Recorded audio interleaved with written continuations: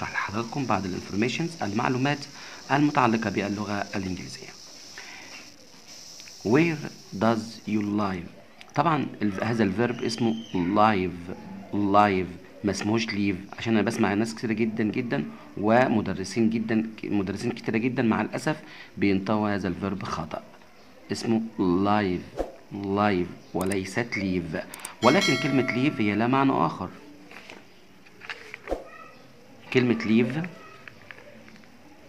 leave هي بمعنى يترك أو يغادر، الماضي منه left غادر أو ترك، يبقى إذن leave هي لها معنى آخر اللي هو يترك أو يغادر، ولكن يعيش أو يسكن اسمه live. Where does you live؟ طب هل يا ترى يعني هذا السؤال true صح or false خطأ؟ طبعا واضح جدا إنه هذا السؤال هو false خطأ. لماذا؟ لأنه does ده هيلب فيرب فعل مساعد ما بيجيش مع يو نهائي. تمام. where do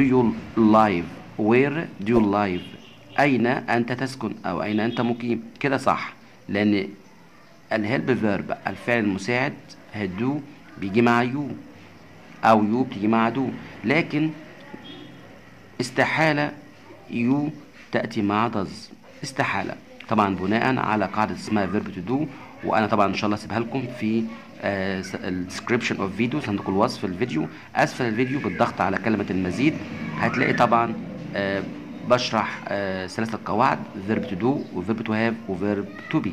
طبعا الثلاث فيربات دول مهمين جدا. سؤال اخر where does he live؟ يا ترى هذا السؤال صحيح أم خطأ؟ طبعا هذا السؤال صحيح 1000000%، لأنه الهيلب فيرب does ده اسمه هيلب فيرب فعل مساعد بيأخذ أو بيأتي معه هي، فبالتالي هذا السؤال بيعتبر true صح. طيب بالنسبة the answer يعني الإجابة he lives in Egypt. هنلاحظ طبعا عند الإجابة تم إضافة حرف الإس للفيرب، يعني ما ينفعش أقول هي لايف، ما ينفعش، لابد من يجب إضافة حرف الإس للفيرب مع ثلاثة ضمائر هي وشي وإت، عشان كده قلت هي لايفز هو يعيش in Egypt في مصر. طيب سؤال مهم، طيب ليه هنا ما حطيناش حرف الإس؟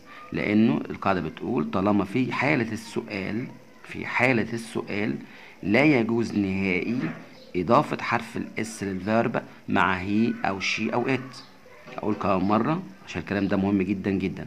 في حالة السؤال، في حالة الكويشن السؤال لا يجوز إضافة حرف الإس للفيرب مع هي وشي وإت. أمال إمتى بضيف حرف الإس؟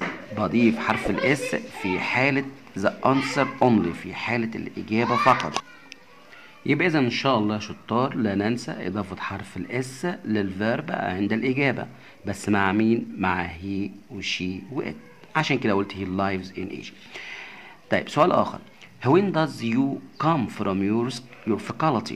طبعا بالنسبة when طبعا دي بتشير أداة استفهام تستخدم عند السؤال عن الوقت أو الزمن، عايز أعرف واحد بيجي إمتى، يبقى استخدم when does you come from your faculty؟ الكلية، faculty يعني كلية، faculty يعني كلية. طبعا السؤال false خطأ. لماذا؟ لأن زي ما قلت قبل كده لحضراتكم does ما بيجيش مع you أو you ما بيجيش مع does، لأن you بتيجي مع do. طيب الإجابة الصحيحة when do you come from your faculty؟ when متى do you حضرتك أو أنت come تأتي، come يعني يأتي، from من your faculty من كليتك. سؤال آخر when does Muhammad come from his faculty؟ when does Muhammad come from his faculty؟ طيب نركز بقى لو سمحت في هذا السؤال، نركز بليز كونسنتريشن، رجاء التركيز. انا هنا قلت when does Muhammad come from his faculty، يعني متى او امتى محمد بياتي او بيجي من his faculty. طبعا his دي بتعود صفه ملكيه بتعود على الغائب، لان محمد مش موجود معانا، فانا عايز دلوقتي اقول his faculty يعني كليته او الكليه بتاعته. فطبعا هنا شطار بالنسبه هذا السؤال هو true صح بنسبة مليون في المية. طيب صح ليه؟ لأنه طبعا أنا قلت إنه does بتيجي مع هي وشي وإت. طب هنا مفيش هي لكن في محمد، ما محمد ده اسم واحد اسمه محمد، فمحمد بيحل محل هو، وهو بالانجلش يعني هي، يبقى اذا هي بتحل محل محمد، ومحمد بيحل محل هي. عشان كده هذا السؤال ترو، صح بنسبة مليون في المية. طب ذا انسر بقى، الاجابة، ارد اقول ايه؟ محمد كم؟ محمد كم؟ لا طبعا، يبقى محمد كمز لابد من اضافه حرف الاس للفيرب، زي ما قلت لحضراتكم قبل كده يجب اضافه حرف الاس مع هي وشوقت.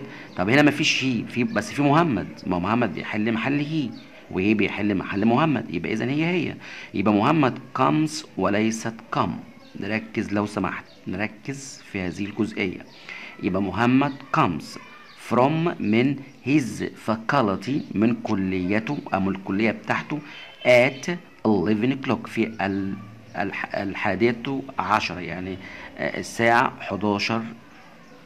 طبعا هنا استخدمت at عشان طبعا at بتأتي مع الكلوك، مع الساعات.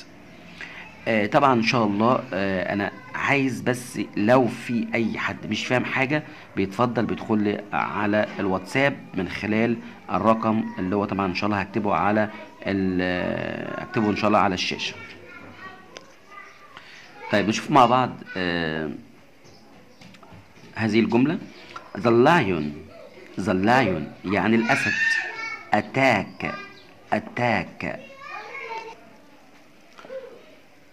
اتاك يعني يهاجم، دير غزالة، دير يعني غزالة. طيب لما نشوف كده مع بعض الجملة دي هل صحيحة أم خطأ؟ The lion attacks، the lion attacks يهاجم دير الغزالة every day، every يعني كل day يوم. هنلاحظ أن هذه الجملة طبعا true، صح مليون في المية. لماذا؟ تم، إذا لما أجي أقول the lion attacks deer every day، الأسد يهاجم الغزالة كل يوم، طبعا العبارة صحيحة. تعالوا مع بعض بقى نشوف هذه العبارة. the lions الأسود attacks، the lions attacks الأسود attacks تهاجم دير الغزالة كل يوم. طبعا نلاحظ أن هذه العبارة false بنسبة مليون في المية، خطأ. طيب لماذا؟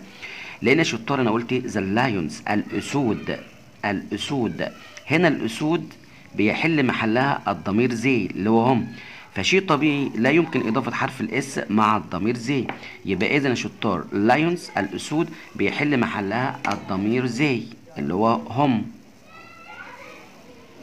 فطبعا زي لا يمكن إضافة حرف الإس للفيرب.